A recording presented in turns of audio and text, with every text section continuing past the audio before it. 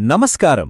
ఈరోజు మనం మాట్లాడుకోబోయే విషయం ఒక సాధారణ వార్త కాదు, ఒక మహా విషాదం. దేశంలోనే అతిపెద్ద medical entrance exam NEET 2026 paper leak. ఇది కేవలం ఒక పరీక్ష రద్దు మాత్రమే కాదు, రాత్రింబవ్వళ్లు కష్టపడిన ఎంతోమంది విద్యార్థుల మెడకు బిగుసుకున్న ఉరితాడు.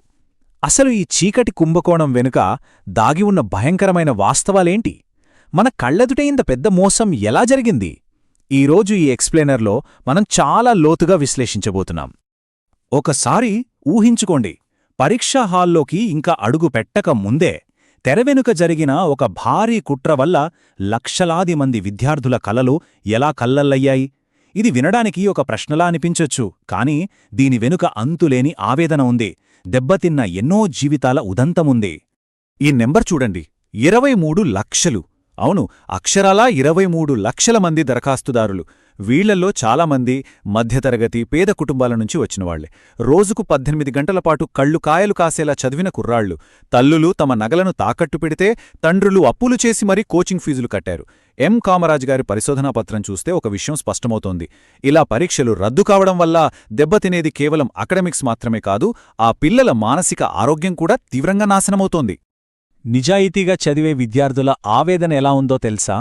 నీట్ రాసిన దివ్యా మిశ్రా అనే విద్యార్థి మాటల్లోనే చెప్పాలంటే, మేము మళ్లీ మోసపోయామో, వీళ్లు మాకు కలిగిస్తున్న ఈ మానసిక క్షోభకు బాధ్యులెవరో. ఎన్టీఏ వాళ్లు రీటెస్ట్ ఉచితంగా పెడతామని చెబుతున్నా సరే, ఈ పిల్లలు ఎదుర్కొంటున్న డిప్రెషన్కు, ఆ నిద్రలేని రాత్రులకు ఎవరు జవాబు చెబుతారు? నిజాయితీగా కష్టపడేవారికి ఈ సిస్టమ్ మీద నమ్మకం పూర్తిగా పోతోంది. Anatomy of A heist. ఒక జాతీయ స్థాయి పరీక్షను ఎలా దొంగిలించారు? అసలు పకడ్బందీ భద్రతను దాటి పేపర్ ఎలా బయటకు వచ్చింది? ఈ క్రిమినల్ నెట్వర్క్ ఎలా ఆపరేట్ చేసిందో ఇప్పుడు మనం డీకోడ్ చేద్దాం. ఇదొక హైటెక్ దొంగతనం. ప్రింటింగ్ ప్రెస్ నుంచి పరీక్షా కేంద్రాలకు ఆ ట్రంక్ బాక్సుల్లో ప్రశ్నపత్రాలు వెళ్లే దారిలో కేవలం ఒక 30 నిమిషాల గ్యాప్ దొరికింది. అంతే, దొరికిపోతామనే భయంతో వాళ్లు మొబైల్ ఫోన్లు కూడా వాడలేదు. పోర్టబుల్ హెచ్డీ స్కానర్లను వాడి క్షణాల్లో స్కాన్ చేసేశారు. ఆ తర్వాత ఏంటి? ఎవరూ ట్రేస్ చేయకుండా ఉండటానికి నాసిక్లోని ఒక స్టార్టప్కు చెందిన లీజ్ లైన్ తీసుకుని షాడో సర్వర్ల ద్వారా ఆ పేపర్లను పంపించారు. ఎంత పక్కా ప్లాన్ గదా! ఈ కుట్ర ఎంత పక్కాగా జరిగిందో చెప్పడానికి ఒక ఉదాహరణ.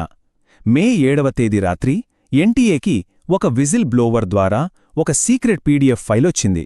అది చూస్తే మైండ్ బ్లాంక్ అవ్వాల్సిందే. అసలు పేపర్లోని బయాలజీ 90కి 90 ప్రశ్నలు, కెమిస్ట్రీ 45కి 45 ప్రశ్నలు, ఏకంగా కామాలు ఫుల్ స్టాప్లతో సహా ఆ పీడీఎఫ్లో అచ్చుగుద్దినట్లు సరిపోయాయి.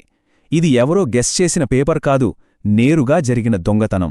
100కి 100% మ్యాచ్. ఈ మాఫియా నెట్వర్కు ఎంతలా విస్తరించిందో చూడండి. పూణే లేదా నాసిక్ దగ్గర పుట్టిన ఈ లీక్ గురుగ్రామ్లోని బ్రోకర్ల ద్వారా జైపూర్కు చేరింది.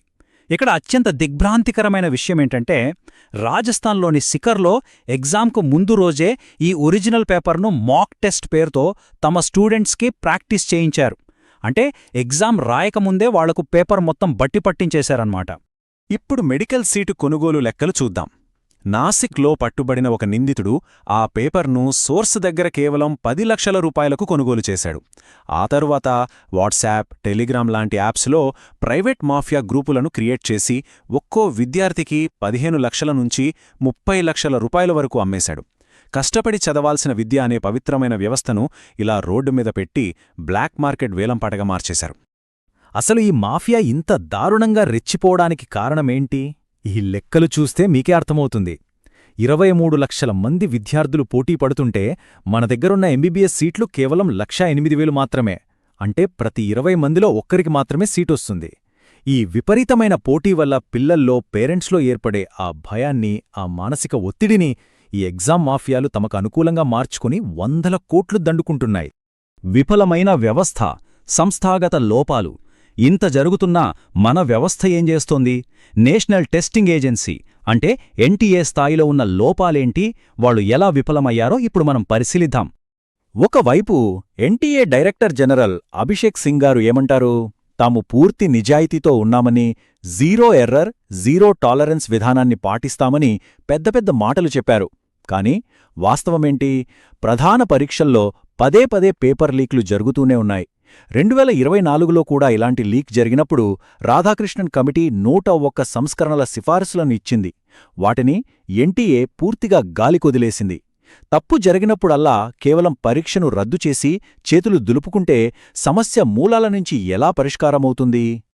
ఈ సిస్టమ్ మీద ప్రముఖ మాజీ ఐపీఎస్ అధికారి యశోవర్ధన్ ఆజాద్ గారు తీవ్ర స్థాయిలో ఫైర్ అయ్యారు.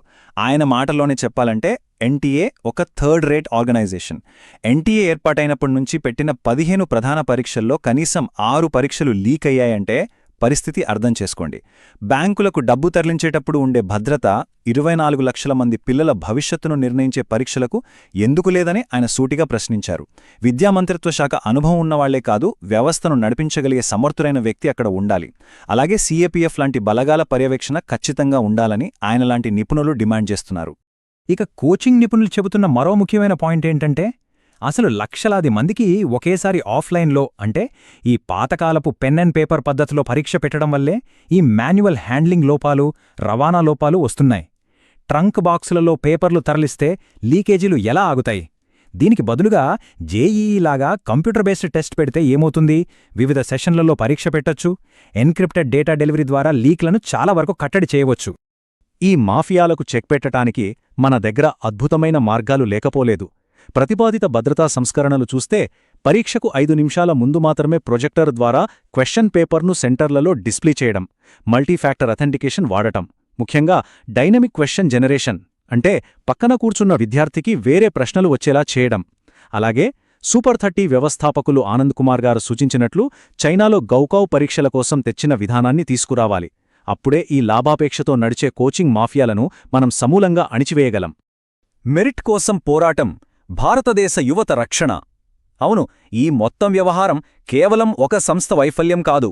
ఇది మన భారతదేశ యువత మెరిట్ను, వాళ్ల కష్టాన్ని కాపాడుకోవడానికి జరుగుతున్న అతిపెద్ద పోరాటం.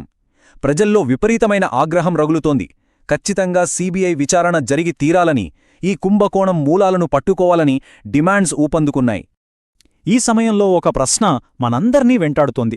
పరీక్షలే పారదర్శకంగా లేకపోతే ఇక విద్యార్థులు దేనిని విశ్వసించాలి? చదువు కంటే డబ్బుకే విలువ ఎక్కువైతే, ర్యాంకులు మార్కెట్లో కొనుక్కునే వస్తువులైతే ఇక రాత్రింబవళ్లూ పుస్తకాలతో కుస్తీపడే పిల్లలు ఎవరిని నమ్మాలి చెప్పండి? కష్టపడితే ఫలితం దక్కుతుందనే నమ్మకం వ్యవస్థపై కోల్పోవడమనేది ఒక దేశానికి చాలా చాలా ప్రమాదకరమైన సంకేతం.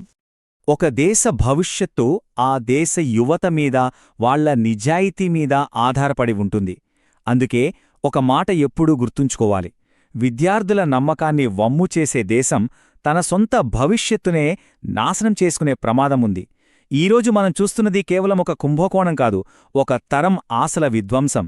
దీనిపై సరైన న్యాయం జరిగి వ్యవస్థ ప్రక్షాళన జరిగితేనే మన యువతకొక మంచి భవిష్యత్తు ఉంటుంది.